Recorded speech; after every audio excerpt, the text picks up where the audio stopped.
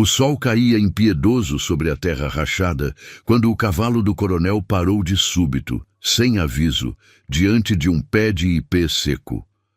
O homem, de botas de couro e camisa de linho branco empoeirada, franziu o senho ao ver uma figura encolhida sob a sombra da árvore. Não era uma figura, eram cinco crianças todas diferentes em idade e tamanho, aconchegadas umas às outras como passarinhos tremulosos em ninho quebrado. A maior teria talvez 11 anos, a menor apenas 2. Choravam sem fazer barulho, com o rosto manchado de terra vermelha e medo, como se já soubessem que o mundo não escuta quando crianças suplicam. Coronel Antônio Pereira de Albuquerque desmontou sem dizer palavra. Aproximou-se devagar e notou que não tinham pertences, nem uma trouxa, nem um pão, nem água, apenas uma manta de chita rasgada que cobria a mais pequena. Uma delas o olhou com olhos enormes, cheios de uma pergunta que não se atrevia a formular. Outra tampou o rosto, convencida de que vinha separá-las. O coronel olhou ao redor e não viu pegadas recentes. Ninguém as acompanhava, ninguém as procurava, ninguém as queria. Agachou-se à altura delas, tirou sua cantimplora de couro e a ofereceu sem falar. A maior a tomou com mãos sujas e desconfiança aprendida. Bebeu, depois passou a garrafa às demais com uma coordenação que só nasce do hábito de se protegerem entre si. Quando a menor tossiu, ele limpou-lhe a boca com seu lenço bordado. Não chorou, não perguntou, apenas olhou. Uma das meninas murmurou: "O senhor vai nos levar para o juiz?" Ele negou com a cabeça. Outra disse: "Vai nos vender?" E ele fechou os olhos, ferido por essa pergunta que revelava tanto sobre o mundo em que viviam. Ficou em silêncio alguns segundos, depois tirou seu chapéu de feltro, colocou-o sobre a terra vermelha diante delas, como se marcasse um novo princípio, e disse com voz rouca: "A partir de hoje, eu sou o pai de vocês." Nenhuma reagiu imediatamente. Era grande demais o que acabavam de escutar. A menor ergueu os bracinhos sem entender direito, e ele a levantou com uma ternura que nenhum homem havia mostrado em anos. As outras o olharam como se ainda esperassem que fosse uma brincadeira cruel. Mas ele se sentou no chão com elas, rodeou-as com os braços e disse devagar, como quem planta algo para sempre: "Ninguém vai separá-las, ouviram? Enquanto eu respirar." E nesse momento, sob o ipê seco, 5 crianças choraram diferente. Não por medo, mas porque pela primeira vez alguém havia escolhido ficar. O coronel as levou em sua carroça sem pressa, uma manta velha cobrindo-as todas, enquanto o vento da tarde acariciava suas cabecinhas desarrumadas. Nenhuma perguntou para onde iam. Parecia que, com não serem separadas, já tinham o bastante. A maior, de tranças escuras e olhar firme, mantinha as outras organizadas como se fosse mãe e irmã ao mesmo tempo. "Me chamo Maria", disse em voz baixa. "Elas são Francisca, Ana, Isabel e a pequenina se chama Rosa." Ele assentiu sem virar a vista, com os olhos postos na estrada empoeirada que levava à fazenda São Bento. Um lugar silencioso e esquecido nas terras altas de São Paulo. Ao chegarem, as meninas olharam a casa grande de taipa com espanto. Não era apenas grande, era imponente, com suas janelas de rótulas, varandas amplas e jardins que um dia foram cuidados. Quando desceram, Rosa correu para tocar um galo como se nunca tivesse visto um, e as outras entraram com cuidado, quase pedindo licença a cada passo. "Esta é a casa de vocês agora", disse o coronel, deixando seu chapéu sobre a mesa de jacarandá. Maria o olhou com dúvida. "De verdade podemos ficar?" Ele não respondeu de imediato.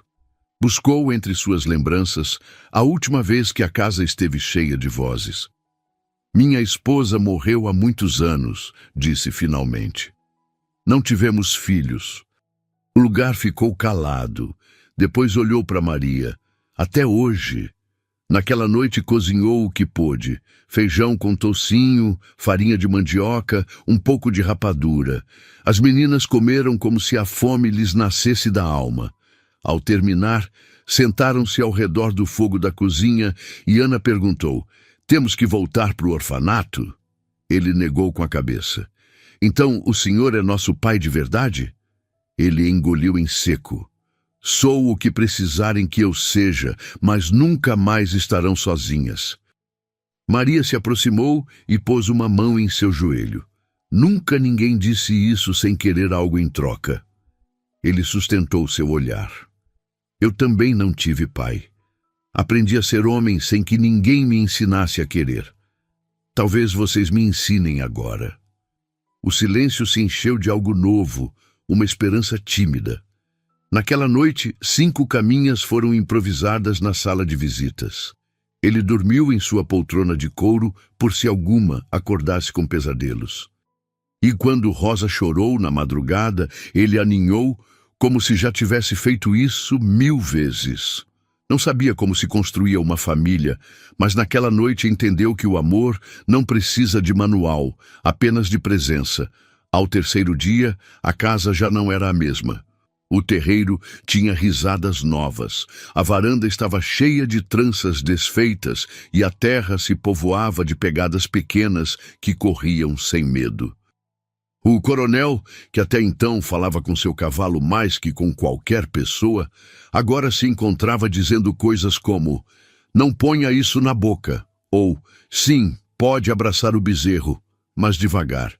Maria se encarregava de ensinar as outras a lavar louça e varrer o chão enquanto ele cortava lenha, e pensava no que faria se o juiz da comarca soubesse, porque não havia papéis nem licenças, nada além daquela decisão silenciosa que tomou sob o ipê seco. Uma tarde, enquanto consertava a cerca rompida, escutou Ana chorando atrás do paiol. Encontrou-a aconchegada com um pintinho morto entre os braços. "Não sabia que não devia apertar tanto", soluçava. Ele se ajoelhou ao seu lado, limpou-lhe o rosto com seu lenço e disse: "Às vezes a gente ama tanto que esquece que o carinho também deve ter cuidado." Ela o olhou como se nunca lhe tivessem explicado algo sem gritar. "Ainda gosta de mim?" perguntou. "Gosto mais agora, porque vejo que você tem coração mole." Naquela noite, assentou em suas pernas e contou de sua infância, quando perdeu a irmã por febre amarela e ninguém lhe explicou que era luto. "Agora entendo o que se sente", disse Ana. Enquanto isso, Maria se aproximou com um caderno velho que encontrou numa gaveta. "Podemos escrever nossos nomes aqui, como se fosse uma família de verdade." Ele assentiu, buscou uma pena e escreveu o seu na primeira linha: Antônio Pereira de Albuquerque. Depois, Maria escreveu o seu e foi passando o caderno a cada uma, até que todas as meninas deixaram sua marca como uma promessa sem testemunhas. No dia seguinte, Maria lhe perguntou se podia ensinar a ler as menores. "Aprendi na escola da vila antes que nos deixassem", disse sem emoção. Ele conseguiu uma lousa pequena e giz. E assim, entre animais, poeira e sol, começaram as aulas. Quando Rosa aprendeu a dizer papai pela primeira vez, gritou tão alto que até as galinhas se assustaram. Antônio riu do curral com uma alegria que não se lembrava de ter sentido nunca. Ninguém sabia quanto duraria aquela paz, mas naquele momento era tudo o que precisavam. Um nome escrito, uma palavra aprendida e a certeza de que já não choravam sozinhas. O quarto dia trouxe visitas inesperadas. Um vizinho de terras distantes que vinha tratar de gado e parou ao ver vestidos pequenos pendurados no varal, as risadas que saíam pela janela e o velho Antônio com uma flor de papel no chapéu, presente de Rosa. "E essas meninas?" perguntou com tom entre zombeteiro e curioso. Antônio respondeu sem vacilar: "São minhas." O outro riu. "Tantas filhas de uma vez?" Antônio deu de ombros. "Deus manda a colheita que a gente precisa", não a que espera. Naquela noite, Maria lhe perguntou se dizer que eram suas era verdade. Sim, respondeu ele, porque eu não as escolhi com os olhos nem com papéis. Escolhi com o coração. Maria assentiu sem palavras, mas essa frase a acompanhou todo o dia seguinte, enquanto ensinava Ana a ler as letras mais difíceis e Isabel a distinguir os sons do vento. A fazenda já não era só um lugar. Havia se tornado uma orquestra de vozes pequenas, passos ligeiros e mãos inquietas. Mas a vida de um coronel não era simples. Antônio tinha responsabilidades que iam além de sua fazenda. Era homem respeitado na região, com influência política e negócios que exigiam sua presença em São Paulo. Nos primeiros dias após encontrar as meninas, havia cancelado todos os compromissos. Mas a realidade começava a cobrar sua atenção. Uma manhã, seu capataz, Joaquim, chegou com notícias urgentes sobre a safra de café. Coronel, precisa decidir sobre a colheita. Os preços estão bons, mas se não agir logo... Antônio o interrompeu. Joaquim, você tem filhos? O capataz, surpreso pela pergunta, respondeu. Tenho sim, senhor. 3. E já passou uma semana longe deles? Já, coronel, quando trabalhei nas fazendas do vale. E como se sentiu? Joaquim coçou a cabeça. Mal, coronel. Como se tivesse perdido um pedaço de mim. Antônio assentiu. Então entenda que agora eu também tenho filhos, e não pretendo deixá-los. Naquela tarde, reuniu as meninas na varanda. Preciso explicar uma coisa para vocês, começou. Eu sou o que chamam de coronel. Isso significa que tenho muitas terras, muitos trabalhadores, muitas responsabilidades. Maria franziu a testa. Isso quer dizer que vai nos mandar embora? Não, disse ele com firmeza. Quer dizer que vou ensinar vocês a serem filhas de coronel. Vão aprender a ler, escrever, contar. Vão conhecer sobre negócios, sobre terra, sobre como cuidar das pessoas que trabalham para nós. Ana perguntou. E se não conseguirmos aprender? Então eu vou ensinar de novo, quantas vezes for preciso. Isabel, sempre quieta, sussurrou. Por que quer nos ensinar essas coisas? Antônio se ajoelhou para ficar na altura dela. Porque um dia eu não vou estar aqui. E quero ter certeza de que vocês sabem se cuidar sozinhas. Quero que sejam mulheres fortes, que ninguém possa enganar ou maltratar. Rosa, que ainda não entendia tudo, disse, eu quero aprender a escrever meu nome igual a Maria. E assim, naquela tarde, sob a varanda da casa grande, 5 meninas órfãs começaram a se transformar em filhas de coronel. Mas nem todo mundo na região via com bons olhos a decisão de Antônio. Na vila de São Bento, as línguas começaram a se soltar. Algumas pessoas sussurravam que ele havia enlouquecido de solidão. Outras inventavam histórias mais sórdidas sobre suas intenções com as meninas. Foi Padre Manuel quem trouxe essas preocupações até a fazenda. Era um homem bom que conhecia Antônio há anos, mas se sentia obrigado a falar. Meu filho, disse o padre depois do jantar, quando as meninas já dormiam. As pessoas estão falando. Deixe falarem. Antônio, você entende a posição delicada em que se colocou? Um homem solteiro, 5 meninas. O coronel se levantou da mesa, os punhos cerrados. Padre, com todo o respeito que tenho pelo senhor, qualquer pessoa que conhece meu caráter não faria essas insinuações. Eu sei disso, meu filho. Mas a aparência é que 5 crianças que choravam de fome e abandono agora riem, comem e dormem em paz. Se isso não é obra de Deus, não sei o que é. Padre Manuel suspirou. E se alguém questionar legalmente sua guarda? Então enfrentarei na justiça. Mas não vou abandoná-las por causa de fofoca. Naquela noite, depois que o padre foi embora, Antônio ficou na varanda olhando as estrelas. Maria apareceu de camisola, esfregando os olhos. Não consegue dormir, pai? Era a primeira vez que ela o chamava assim, e a palavra atingiu seu coração como um raio. Estava pensando, disse ele, no que o padre falou. Ele se surpreendeu. Você escutou? Um pouquinho. As pessoas não gostam que cuidemos da gente? Antônio a fez sentar em sua cadeira e explicou. Maria, no mundo há pessoas boas e pessoas ruins. As boas ficam felizes quando veem amor. As ruins ficam incomodadas porque não conseguem sentir o mesmo. E nós vamos ter que ir embora? Não, disse ele com firmeza. Vocês são minhas filhas agora, e um pai de verdade não abandona seus filhos por causa de línguas ferinas. Maria o abraçou forte. Eu também quero ser sua filha de verdade. Você já é. E naquela noite, sob o céu estrelado do interior paulista, um coronel de café e uma menina órfã selaram um pacto que nenhuma lei ou costume poderia quebrar. O pacto do amor verdadeiro entre pai e filha.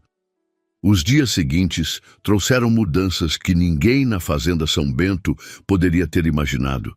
As meninas, que nos primeiros dias mal ousavam falar alto, começaram a preencher cada canto da casa grande com suas vozes, passos e descobertas. Maria assumiu naturalmente o papel de irmã mais velha, organizando as outras para as refeições, supervisionando os banhos no açude e inventando brincadeiras que mantinham todas ocupadas. Francisca, de 9 anos, revelou ter jeito para cozinhar e insistia em ajudar a velha Benedita, a cozinheira da fazenda, que a princípio resmungava, mas logo se afeiçoou à menina. Ana, com seus 8 anos, era a mais curiosa. Fazia perguntas sobre tudo. Por que o café crescia em fileiras, como os bois sabiam voltar para casa sozinhos, porque o coronel era chamado de coronel se não estava no exército. Isabel, quieta e observadora aos 6 anos, preferia ficar perto de Antônio quando ele trabalhava, apenas observando em silêncio. Rosa, a caçula, havia se tornado a mascote de toda a fazenda. Os trabalhadores sorriram ao vê-la correr atrás das galinhas. E até Joaquim, o capataz mais sério, não conseguia evitar um sorriso quando ela tentava ajudar, carregando gravetos pequenos demais para qualquer uso prático. Uma manhã, enquanto Antônio revisava os livros de contabilidade na varanda, Maria se aproximou com um papel nas mãos. Pai, disse ela, e ele ainda sentia o coração acelerar sempre que ouvia essa palavra. Escrevi uma carta. Para quem? Para nossa mãe. Antônio ergueu os olhos dos números. Sua mãe. Não sei onde ela está, se está viva ou morta, mas queria contar para ela que agora temos uma família de novo. Ele fechou o livro de contas e estendeu a mão. Posso ler? Maria hesitou. Não sei se está certo. Não tive muito estudo. Tenho certeza de que está perfeito. A carta, escrita com letra caprichada, mas cheia de erros, dizia: Querida mãe, se estiver no céu ou em algum lugar longe, quero contar que não precisam mais se preocupar conosco. Um homem bom nos achou e disse que somos filhas dele agora. Ele se chama Coronel Antônio e tem uma casa grande com muito lugar para correr. Rosa não chora mais de noite. Ana aprendeu a ler 2 palavras novas. Isabel ajuda a cuidar dos animais. Francisca está aprendendo a fazer pão.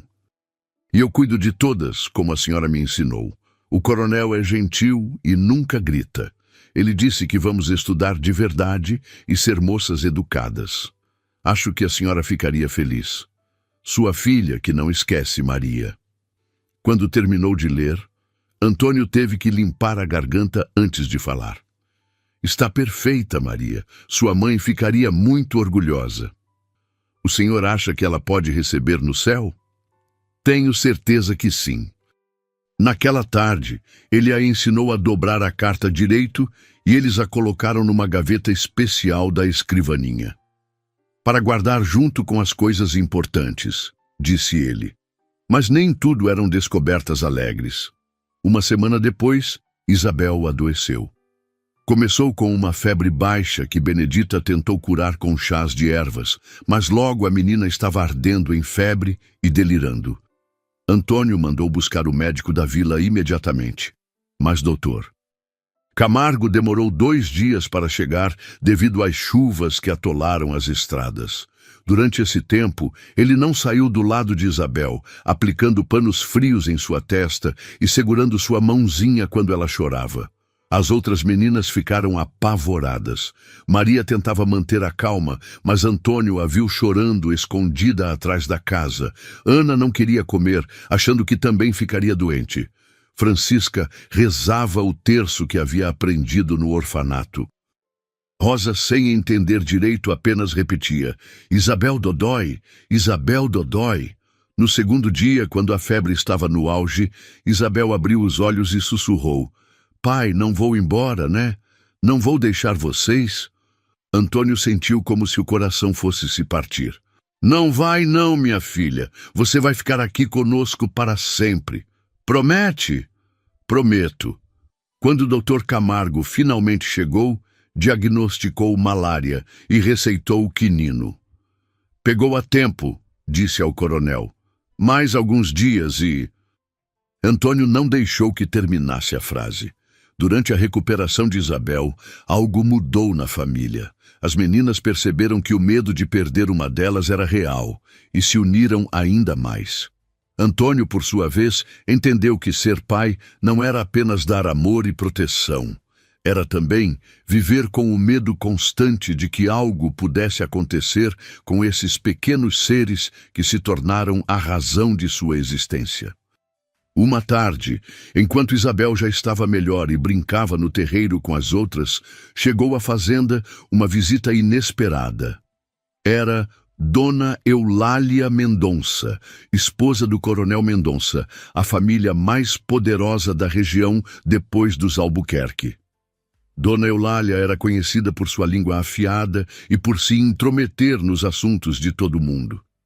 Chegou numa carruagem enfeitada, acompanhada por 2 mucamas, como se fosse a uma festa. Antônio, meu caro, disse ela enquanto era ajudada a descer da carruagem, vim conhecer essas meninas de quem tanto se fala. Antônio a recebeu com a cortesia que a posição social dela exigia, mas por dentro estava alerta. Conhecia Dona Eulália há anos e sabia que ela nunca fazia visitas apenas por educação. As meninas foram chamadas para cumprimentar a visita. Chegaram enfileiradas, com Maria na frente, todas limpas e arrumadas, mas visivelmente nervosas. Então essas são as filhas, disse Dona Eulália, examinando cada uma como se fossem cavalos no leilão. Interessante. São minhas filhas, confirmou Antônio com firmeza. Claro, claro. E me dizem que estão estudando? Estão, respondeu Maria, erguendo o queixo. Eu sei ler e escrever, e estou ensinando as outras. Que admirável, disse Dona Eulália, com um sorriso que não chegava aos olhos. E vocês sabem quem é seu novo pai? É o coronel Antônio, disse Rosa, sem entender o tom da pergunta. Sim, mas sabem que ele é um homem muito importante, com muitas responsabilidades? Antônio interveio. Dona Eulália, se tem algo a dizer, diga diretamente. A mulher suspirou dramaticamente. Antônio, todos admiramos sua caridade cristã, mas 5 meninas, isso é uma responsabilidade enorme para um homem solteiro. E, francamente, as pessoas estão comentando. Que estão comentando? Ora, que talvez seria melhor para todas as partes se elas fossem colocadas numa instituição adequada. Conheço um colégio interno em São Paulo, muito bem conceituado. Não, disse Maria de repente, surpreendendo a todos. Nós não queremos ir para a escola interna, queremos ficar aqui. Dona Eulália arqueou as sobrancelhas. Menina, os adultos estão conversando. Mas é sobre nós, insistiu Maria, e nós queremos ficar com nosso pai. Antônio sentiu um orgulho imenso da coragem de Maria. Ouviram a resposta dela, Dona Eulália. Elas ficam aqui. Antônio, pense bem. um homem em sua posição. Há rumores de que poderia se candidatar a deputado provincial. Imagine o que os eleitores diriam. Diriam que sou um homem que não abandona seus filhos por conveniência política. Dona Eulália percebeu que não conseguiria convencê-lo. Muito bem, disse friamente. Espero que não se arrependa dessa decisão. Depois que ela foi embora, as meninas ficaram quietas e preocupadas. Foi Ana quem perguntou: Pai, a senhora falou verdade? O senhor pode virar deputado? Talvez, admitiu ele, mas isso não muda nada entre nós. E se as pessoas não votarem no senhor por nossa causa? Antônio se ajoelhou para ficar na altura delas. Meninas, vou explicar uma coisa importante. Há coisas na vida que valem mais que dinheiro, mais que poder, mais que o que as pessoas pensam. O amor de vocês vale mais que qualquer cargo político. Mas e se o senhor ficar pobre? Perguntou Francisca. Então seremos pobres juntos. E ainda assim seremos mais ricos que muita gente por aí. Naquela noite, depois que as meninas dormiram, Antônio ficou na varanda pensando nas palavras de Dona Eulália. Era verdade que havia conversas sobre ele se candidatar a deputado. Era verdade também que ter 5 filhas adotivas de origem duvidosa poderia prejudicar suas chances.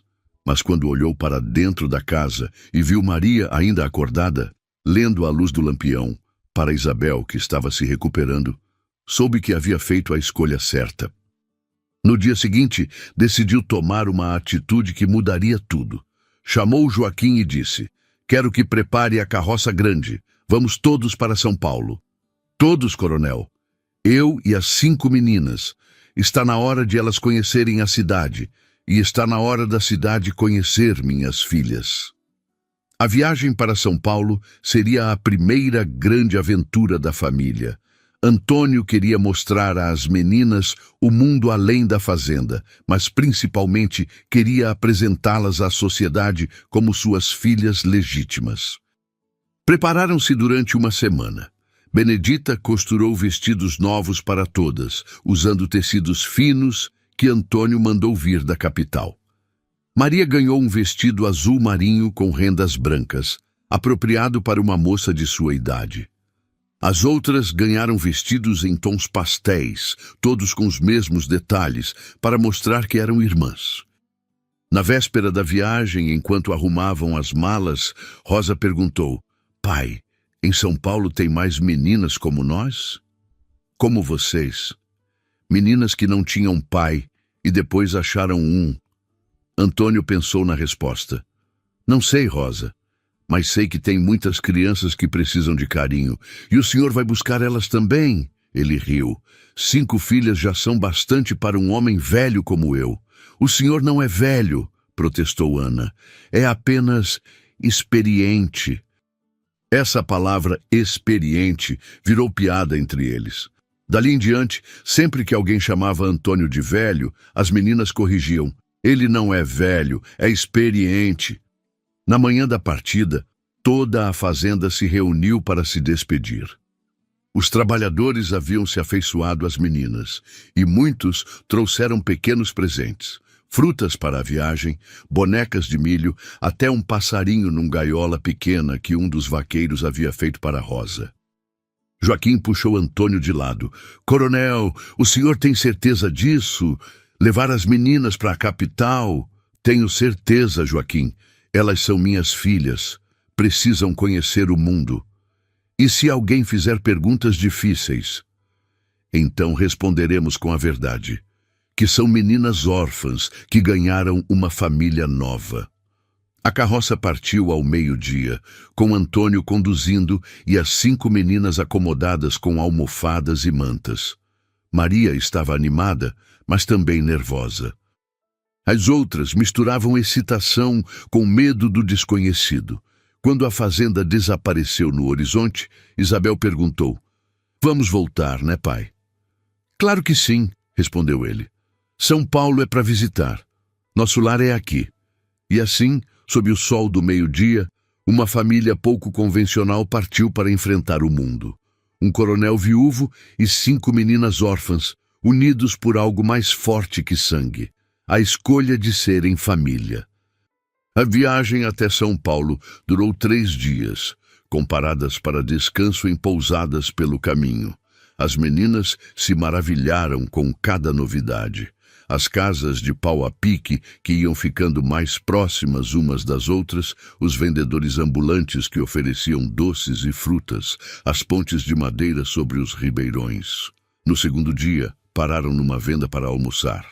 O proprietário, um português expansivo chamado Seu Manuel, ficou curioso com a família. "Coronel", disse ele enquanto servia feijão tropeiro, "que bela prole o senhor tem! Todas parecidas com a senhora mãe, imagino?" Antônio não hesitou. "Todas herdaram a beleza da mãe", respondeu, olhando carinhosamente para as meninas. Tecnicamente não estava mentindo. Todas eram belas e todas tinham mães, mesmo que não fossem a mesma pessoa. Maria o olhou com gratidão. Estava aprendendo que seu pai sabia navegar pelas conversas sociais sem negar suas filhas nem mentir descaradamente. Ao chegarem a São Paulo, as meninas ficaram boquiabertas. A cidade havia crescido muito nos últimos anos com a riqueza do café, e as ruas eram movimentadas com carroças, cavaleiros e até alguns bondes puxados por burros. Antônio havia alugado uma casa no bairro da Luz, próxima aos amigos influentes, mas longe o suficiente para ter privacidade. Era uma casa térrea, mas elegante, com jardim na frente e quintal nos fundos. "É nossa casa temporária", explicou às meninas. "Ficaremos aqui 2 semanas. É maior que nossa casa na fazenda?" perguntou Rosa, impressionada. "Diferente", corrigiu Maria, "mas nossa casa de verdade é lá." No primeiro dia, Antônio as levou para conhecer o centro da cidade.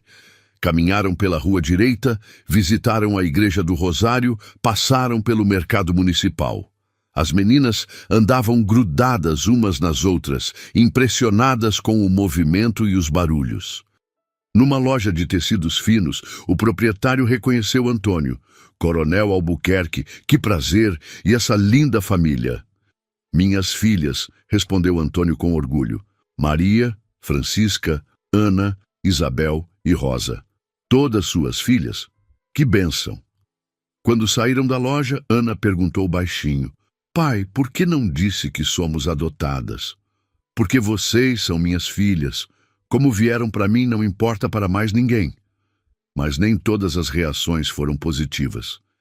No terceiro dia, durante um encontro na casa do Barão de Limeira, importante fazendeiro e político, Antônio percebeu os olhares curiosos e os sussurros. As meninas estavam comportadas, conversando baixinho entre si no jardim, quando a esposa do barão, Dona Francisca, se aproximou de Antônio. "Antônio, que surpresa vê-lo com família. Não sabia que havia se casado novamente."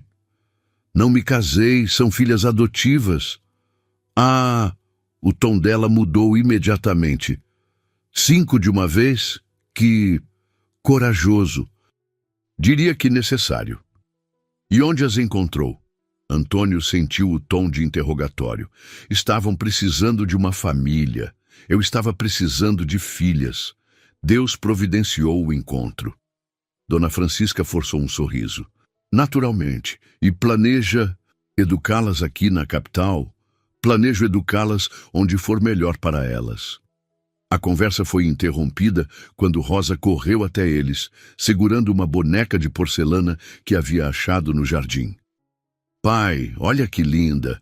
Posso ficar com ela?" Antes que Antônio respondesse, Dona Francisca disse friamente: "Essa boneca é da minha neta, menina.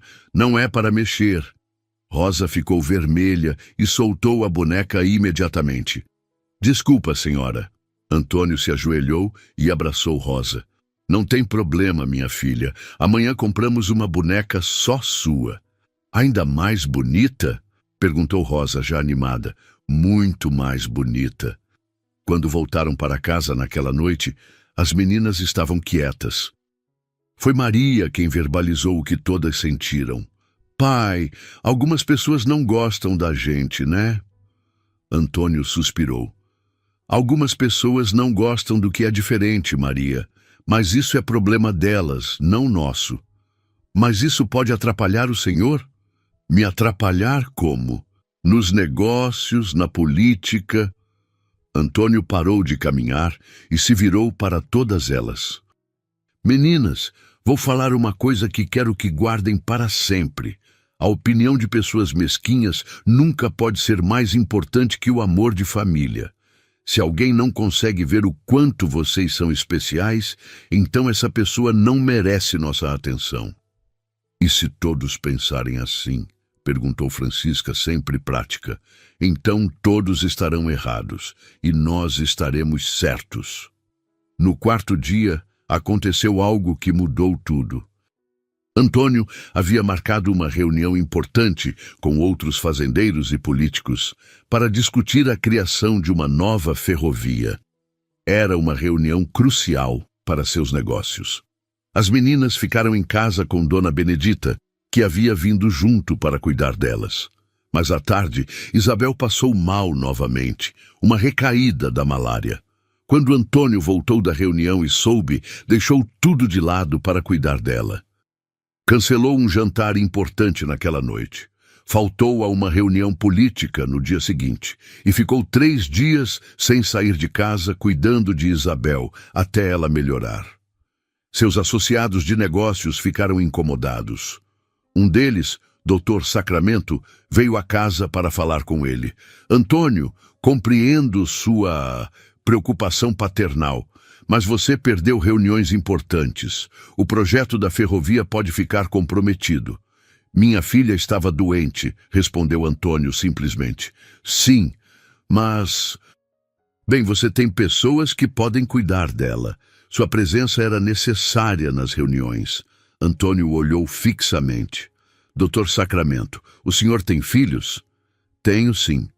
E se um deles estivesse doente, o senhor deixaria para ir a uma reunião? Bem, isso é diferente. Por quê? Dr. Sacramento ficou sem resposta. Antônio continuou. Meus negócios são importantes, mas meus filhos são insubstituíveis. Se isso significa perder alguns contratos, que seja. Naquela noite, Maria escutou a conversa da varanda e entrou na sala. Pai, foi por minha causa que o senhor perdeu negócios importantes? Foi por minha causa, corrigiu ele. Porque escolhi ser pai antes de ser empresário. E se isso trouxer problemas? Antônio a fez sentar ao seu lado. Maria, quero que você entenda uma coisa sobre ser adulto. Todos os dias fazemos escolhas, e as escolhas que fazemos mostram quem realmente somos. E quem o senhor é? Sou um homem que descobriu que família vale mais que dinheiro. No 5º dia, receberam uma visita inesperada. Era Padre Manuel, que havia viajado de São Bento especialmente para vê-los. Padre! Gritou Rosa, correndo para abraçá-lo. Veio nos visitar. Vim sim, minha filha, e trouxe boas notícias. Padre Manuel contou que havia conversado com o bispo da diocese sobre a situação das meninas. Dom Pedro ficou muito impressionado com sua história, Antônio. Quer conhecer vocês? O bispo quer nos conhecer? Perguntou Ana, impressionada. Quer sim, e disse que se uma família cristã se formou através da caridade, então é abençoada por Deus. Essa notícia mudou tudo. Se o bispo aprovava a família, seria muito difícil para qualquer pessoa criticar publicamente. No dia seguinte, visitaram Dom Pedro Lacerda, bispo de São Paulo. Era um homem idoso, de olhar bondoso, que recebeu a família em sua residência episcopal. Coronel Antônio, disse ele depois de conhecer todas as meninas, quero parabenizá-lo por seu ato de caridade cristã. Não foi caridade, Dom Pedro, foi necessidade. Eu precisava delas tanto quanto elas precisavam de mim. O bispo sorriu. Essa é a mais pura forma de caridade, quando não sabemos mais quem está ajudando quem. Ele abençoou toda a família e disse que oficiaria pessoalmente uma missa especial na Catedral da Sé para celebrar a formação da família Albuquerque. Uma missa só para nós? Perguntou Rosa, maravilhada. Para agradecer a Deus pela família que vocês formaram, explicou o bispo. A missa aconteceu no domingo seguinte. A catedral estava cheia. A notícia havia se espalhado pela cidade. Antônio entrou com as 5 meninas todas vestidas de branco e muitas pessoas se emocionaram com a cena. Durante o sermão, Dom Pedro falou sobre famílias que se formam através do amor, não apenas do sangue. Deus nos dá filhos de muitas formas, disse. Às vezes através do nascimento, às vezes através da escolha. O amor não pergunta sobre origem, apenas abraça. Depois da missa, muitas pessoas se aproximaram para cumprimentar a família. Alguns dos mesmos que haviam sido frios antes, agora se mostravam receptivos. Dona Eulália Mendonça, que havia vindo especialmente de São Bento para a missa, foi uma das que mudaram de tom. Antônio, que bela família você construiu. Peço desculpas se antes não compreendi. Não precisa se desculpar, Dona Eulália. Nem todos precisam entender nossas escolhas. Naquela noite, de volta à casa alugada, as meninas estavam eufóricas. Pai, disse Maria, hoje senti que realmente somos uma família de verdade. Sempre fomos, respondeu ele, só que hoje mais pessoas puderam ver. E agora? Perguntou Francisca. Vamos voltar para a fazenda? Vamos, mas primeiro vamos fazer uma coisa importante. No dia seguinte, Antônio levou todas as meninas ao cartório. Queria oficializar a adoção de todas elas. O escrivão, Dr. Mendes, era conhecido de Antônio. 5 adoções simultâneas? Isso é incomum, coronel. Família incomum exige medidas incomuns. E todas concordam com a adoção. Uma por uma, as meninas responderam que sim. Quando chegou a vez de Rosa, ela disse: eu quero ser filha do papai para sempre e sempre. O escrivão sorriu. Então está decidido. Quando saíram do cartório com os papéis assinados, as meninas oficialmente se tornaram Maria de Albuquerque, Francisca de Albuquerque, Ana de Albuquerque, Isabel de Albuquerque e Rosa de Albuquerque. Agora somos uma família de verdade no papel também, disse Maria, segurando os documentos como se fossem tesouros. Sempre fomos de verdade, corrigiu Antônio. Agora é oficial. Naquela noite, a última antes de voltarem para São Bento, eles tiveram uma festa pequena na casa alugada. Compraram doces, fizeram limonada e as meninas dançaram na sala ao som de uma caixinha de música que Antônio havia comprado para Rosa. Foi a melhor viagem da minha vida, disse Ana, girando de vestido novo. E foi só o começo, prometeu Antônio. Agora que somos família oficial, vamos ter muitas aventuras juntos. Que tipo de aventuras? Perguntou Isabel. Do tipo que famílias felizes têm. Natal juntos, aniversários, talvez até outras viagens. E vamos ficar juntos para sempre? Perguntou Rosa, sempre preocupada com separações. Para sempre, confirmou ele. Agora está no papel. Ninguém pode nos separar. E naquela noite, na casa alugada em São Paulo, uma família que havia se formado debaixo de um pé de ipê celebrou sua oficialização. Não com pompa ou luxo, mas com alegria simples e amor verdadeiro. No dia seguinte, voltariam para casa. Mas agora voltavam diferentes do que foram. Voltavam como família reconhecida, abençoada e oficializada. O retorno à Fazenda São Bento foi triunfal. A notícia da bênção episcopal e da oficialização das adoções havia chegado antes deles, trazida por viajantes e comerciantes. Quando a carroça apareceu na estrada, todos os trabalhadores da fazenda estavam reunidos no terreiro para recebê-los. "Patrão!" gritou Joaquim, aproximando-se com um sorriso largo. As meninas voltaram como verdadeiras sinhazinhas. As 5 desceram da carroça com uma dignidade nova. Não eram mais apenas as meninas órfãs que o coronel havia recolhido. Eram as filhas oficiais de Antônio Pereira de Albuquerque, reconhecidas pela igreja e pela lei. Rosa correu para abraçar as galinhas que havia deixado. Ana foi direto para o quintal, onde cresciam suas flores preferidas, e Isabel procurou o gato da fazenda, que sempre dormia na cozinha. Maria e Francisca ajudaram a descarregar as bagagens, mas seus gestos tinham uma segurança que não existia antes. "Como se sente estar em casa oficialmente?" perguntou Antônio a Maria enquanto caminhavam pela varanda familiar. "Diferente", disse ela pensativa. "Antes eu sabia que era nossa casa porque o senhor disse. Agora sei que é nossa casa porque está no papel também." "E isso muda alguma coisa?" "Muda que agora não tenho mais medo." "Medo de quê?" "De acordar um dia e descobrir que foi tudo um sonho." Antônio compreendeu. A oficialização havia dado às meninas algo que ele não percebia que faltava: segurança jurídica.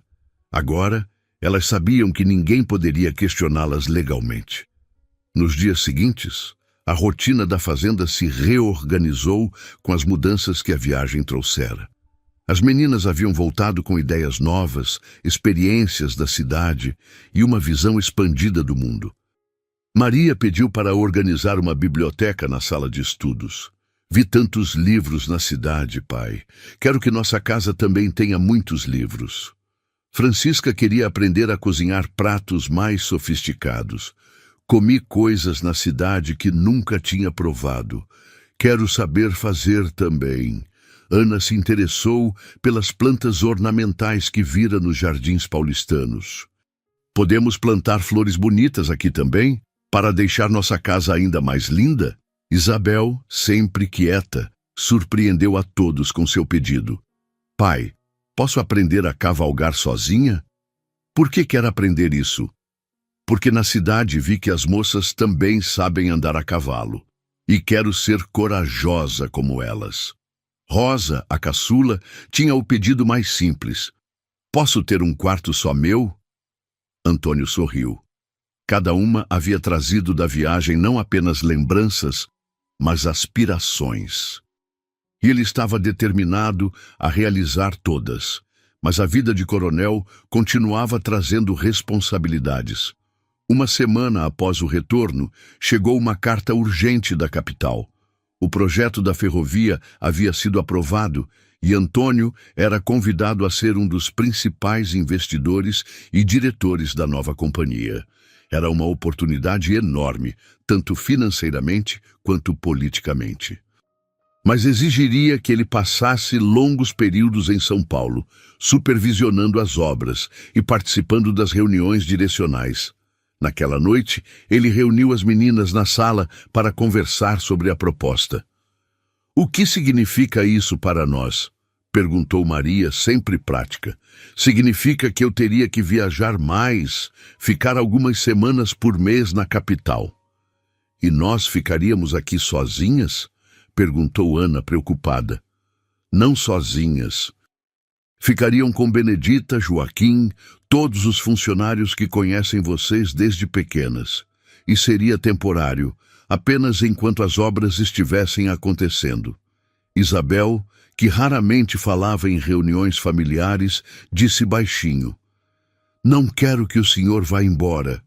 "Nem eu", concordou Rosa imediatamente. Francisca foi mais diplomática. "Pai, se é importante para nosso futuro, talvez devesse aceitar." "Não", disse Maria com firmeza surpreendente. "Não se é para ficar longe de nós." Antônio olhou para cada uma delas. "E se vocês fossem comigo, nas vezes que eu precisasse ficar mais tempo em São Paulo?" "Podemos?" perguntou Ana, animada. "Claro que podem. Vocês são minhas filhas. Onde eu vou, vocês vão." "Mas e a fazenda?" perguntou Maria. "Joaquim pode cuidar da fazenda. Já faz isso há anos quando viajo. E vocês poderiam estudar numa escola boa em São Paulo durante esses períodos." A ideia de estudar numa escola de verdade empolgou as meninas. Até então, a educação delas era informal. Maria ensinando o que sabia, Antônio complementando com suas lembranças dos estudos e o padre dando algumas lições quando visitava. "Que tipo de escola?" perguntou Francisca. uma escola para moças de família, onde aprenderiam francês, piano, pintura, literatura e matemática, perguntou Ana. E matemática, confirmou ele, sorrindo. Ana sempre foi a mais interessada em números e contas. E podemos voltar aqui sempre que quisermos? Perguntou Isabel. Sempre que quiserem. Esta sempre será nossa casa principal. Rosa fez a pergunta que estava na mente de todas. E vamos continuar sendo uma família? Sempre, garantiu Antônio. Não importa onde estivermos. A decisão foi tomada em família. Antônio aceitaria o cargo na companhia ferroviária e eles passariam a viver entre a fazenda e São Paulo, conforme as necessidades. 2 semanas depois, começaram os preparativos para a nova fase. A casa de São Paulo foi comprada definitivamente e Antônio contratou uma governanta para ajudar quando estivessem na capital. Dona Marieta era uma senhora francesa que havia vindo ao Brasil com uma família rica e ficara viúva. Falava português com sotaque carregado, mas era educada e experiente em ensinar moças da sociedade. Mes petites, disse ela ao conhecer as meninas, nous allons apprendre beaucoup ensemble. Minhas pequenas, vamos aprender muito juntas. Rosa sussurrou para Ana. Ela fala engraçado. É francês, explicou Maria, que havia aprendido algumas palavras com o padre. É a língua que as moças elegantes falam. As aulas começaram imediatamente. Pela manhã, francês e piano. À tarde, pintura e bordado. À noite, literatura e história. Ana teve aulas extras de matemática e contabilidade por interesse próprio.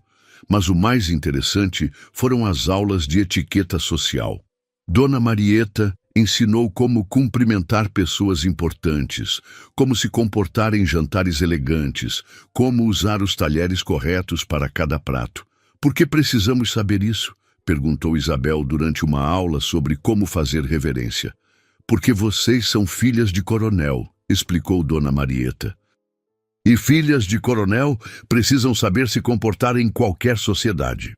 Mesmo que não tenhamos nascido filhas de coronel? Perguntou Ana. Especialmente por isso, disse a governanta com sabedoria.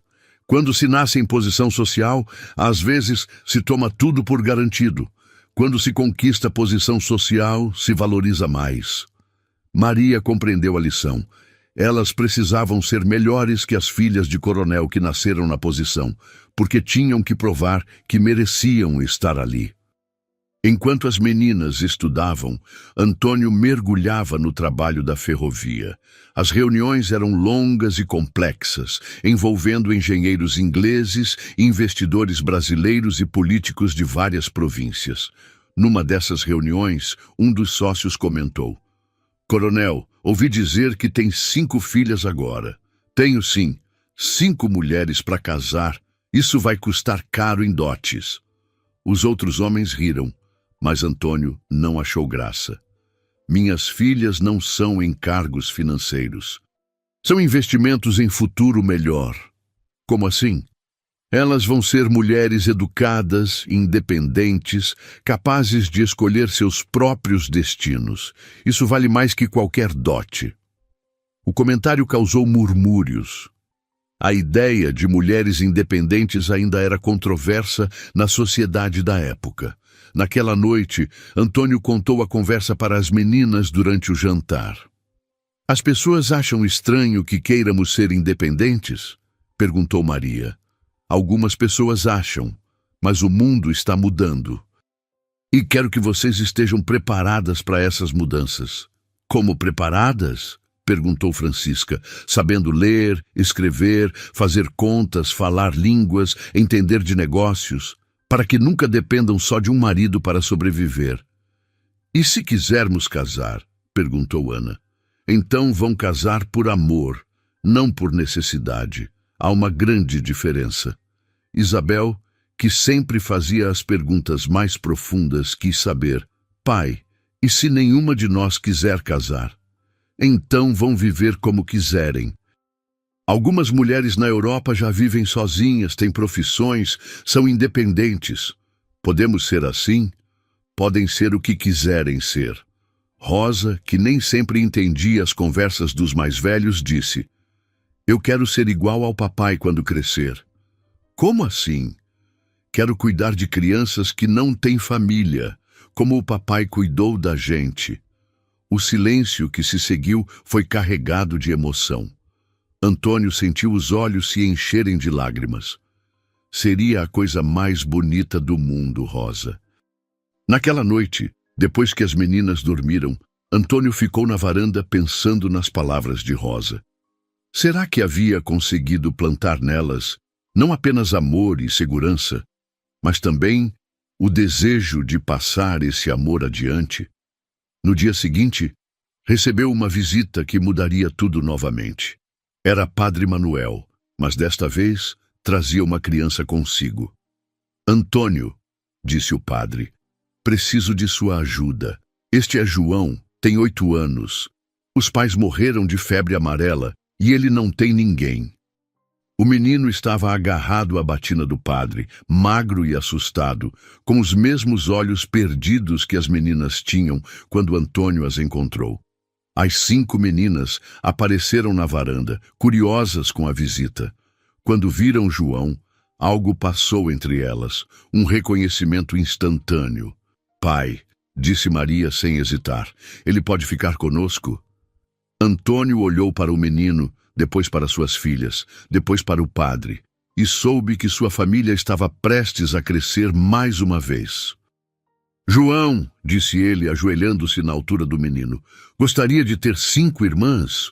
O menino olhou para as meninas, que já se aproximavam com sorrisos acolhedores, e assentiu timidamente. Então, bem-vindo à família, disse Antônio. E assim, sob o mesmo céu que havia testemunhado o primeiro encontro debaixo do ipê, a família Albuquerque ganhou mais um membro. Não porque Antônio procurava caridade, mas porque o amor, uma vez plantado, continua crescendo e se multiplicando. Rosa foi a primeira a pegar na mão de João. Agora você também é nosso irmão para sempre. E pela primeira vez, desde a morte dos pais, João sorriu. A chegada de João trouxe uma dinâmica completamente nova para a família Albuquerque. Pela primeira vez, as meninas experimentaram o papel de irmãs mais velhas e descobriram que cuidar de alguém menor era tão gratificante quanto ser cuidada. Maria assumiu naturalmente o papel de irmã maior responsável, ensinando João a ler e escrever. Francisca se encarregou de garantir que ele comesse bem e ganhasse peso. Ana lhe mostrava como cuidar dos animais da fazenda. Isabel, sempre quieta, se tornou sua confidente silenciosa, ouvindo suas preocupações sem julgamentos. Rosa, finalmente tendo alguém menor que ela, assumiu o papel de protetora com seriedade cômica. João não pode pegar chuva, dizia ela a qualquer um que escutasse. Ele ainda está crescendo. O menino, por sua vez, estava maravilhado. Nunca havia tido irmãs, e de repente tinha 5 que competiam para cuidar dele. Antônio observava essa dinâmica com ternura, percebendo como o amor se multiplicava em vez de se dividir. Mas João também trouxe desafios. Chegara traumatizado pela perda dos pais e tinha pesadelos constantes. Acordava no meio da noite gritando, e sempre era Antônio quem ia consolá-lo. Pai, disse o menino numa dessas noites, depois de um pesadelo particularmente intenso, meus pais de verdade estão com raiva porque têm uma família nova? Antônio sentou-se na beira da cama. João, por que acha isso? Porque sonhei que eles estavam tristes, dizendo que os esqueci. Vem cá, disse Antônio, pegando-o no colo. Vou te contar um segredo sobre os pais que morrem. Que segredo? Eles não querem que seus filhos fiquem sozinhos e tristes para sempre. Querem que seus filhos sejam felizes, tenham amor, tenham família. Quando você é feliz aqui conosco, seus pais ficam felizes também. Tem certeza? Tenho.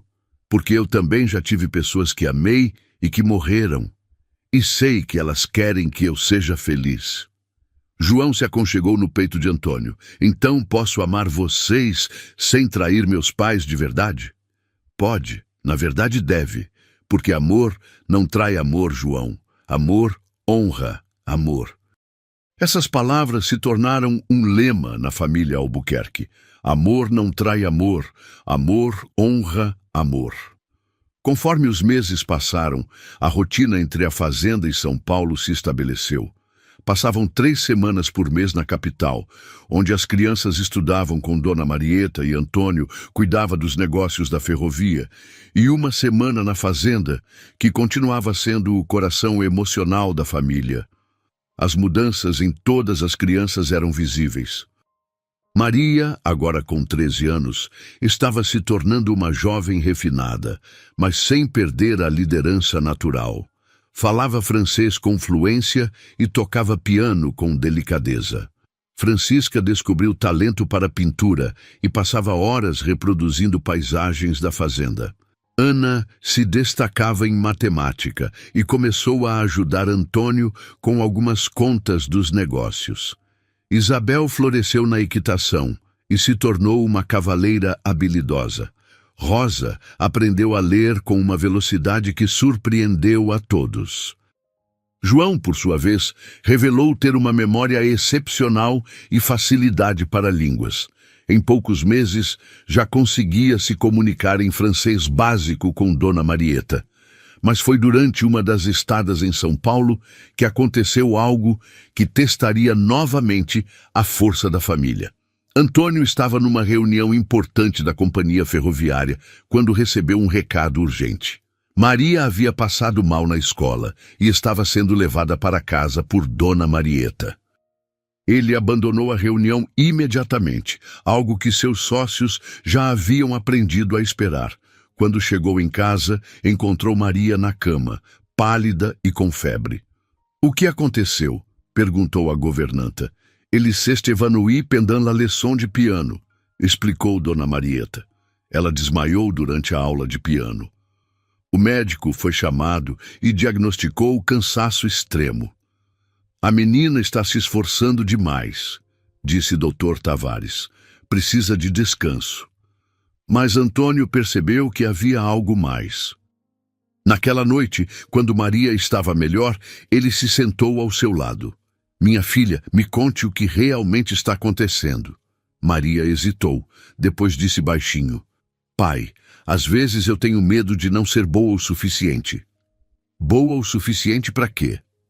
"Para ser sua filha, para merecer tudo que o Senhor fez por nós." Antônio sentiu o coração apertar. "Maria, olhe para mim. Você acha que eu a amo pelo que você faz ou pelo que você é?" "Não sei." "Então vou explicar. Eu a amo porque você existe. Porque você é Maria. Não porque tira notas boas, não porque se comporta bem, não porque é educada. Eu a amo porque você é minha filha. Mas e se eu decepcionar o Senhor?" "Impossível." "Como impossível?" "Porque decepção é quando esperamos uma coisa e recebemos outra.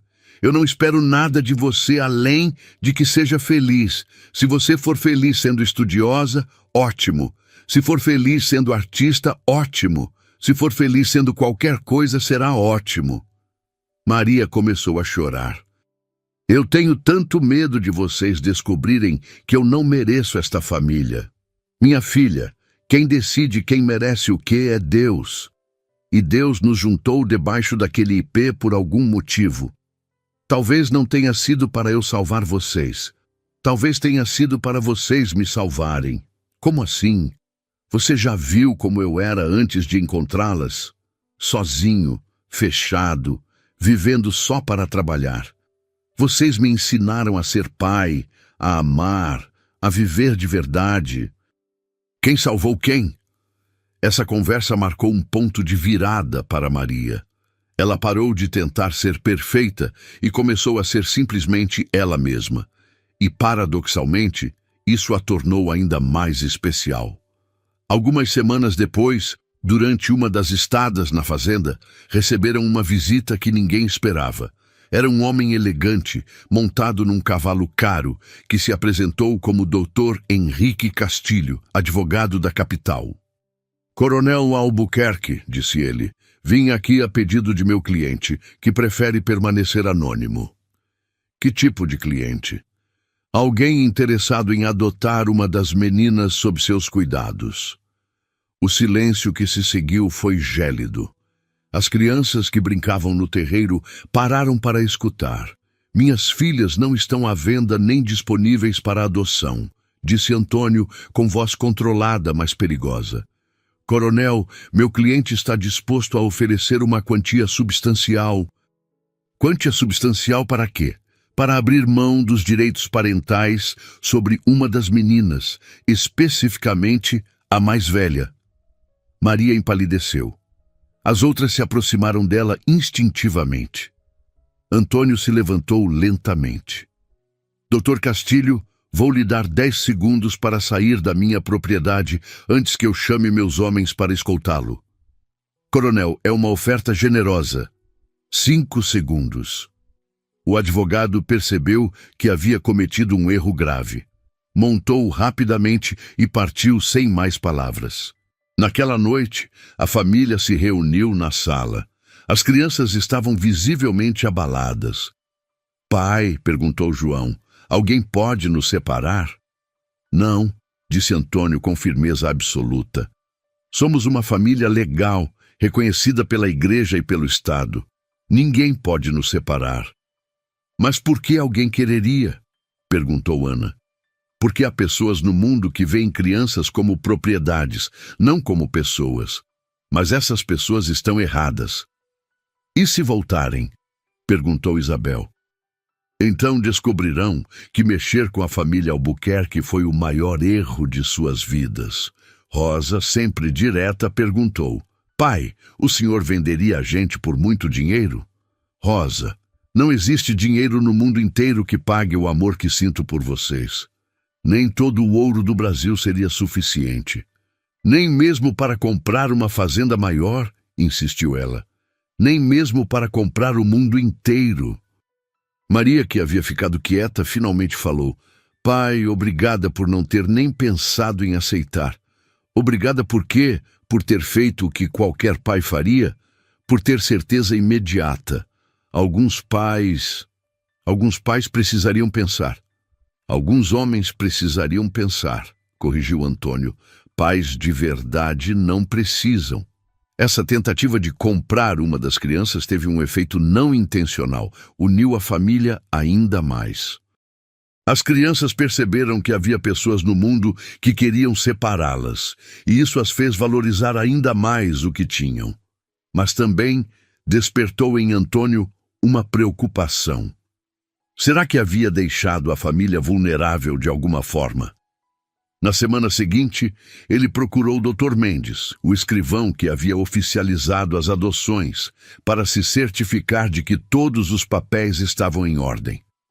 Coronel, disse Dr. Mendes depois de revisar os documentos, legalmente, suas filhas estão protegidas. Mas o quê? Bem, se alguém realmente quisesse causar problemas, poderia questionar a rapidez das adoções, a quantidade de crianças, algumas formalidades. E o que sugere? Sugiro que faça testamento deixando tudo muito claro. E talvez fosse bom ter algumas cartas de pessoas influentes atestando o caráter da família. Antônio seguiu os conselhos. Fez um testamento detalhado, deixando a fazenda e todos os bens igualmente divididos entre as 6 crianças. Conseguiu cartas de recomendação do bispo, de políticos importantes, de outros fazendeiros respeitados, mas a medida mais importante que tomou foi outra. Decidiu ensinar as crianças a se defenderem legalmente. Quero que todas vocês entendam de leis, disse numa reunião familiar. Quero que saibam seus direitos, que saibam reconhecer contratos fraudulentos, que saibam se proteger. Até nós menores? Perguntou Rosa. Principalmente vocês menores. Conhecimento é proteção. E assim, nas aulas de Dona Marieta, foram incluídas lições básicas de direito. As crianças aprenderam sobre herança, contratos, direitos civis, procedimentos legais. João, com sua memória excepcional, se destacou nessas lições. Pai, disse ele um dia, quando eu crescer, quero ser advogado. Por quê? Para proteger famílias como a nossa. Para que outros pais não tenham que se preocupar com gente querendo roubar seus filhos. Antônio sorriu. Suas crianças não estavam apenas aprendendo a viver no mundo, estavam aprendendo a torná-lo melhor. Alguns meses depois, a tentativa de compra foi finalmente esquecida.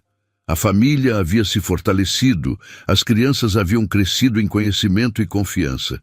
E Antônio havia tomado todas as medidas legais possíveis para protegê-las. Mas o episódio deixou uma lição importante.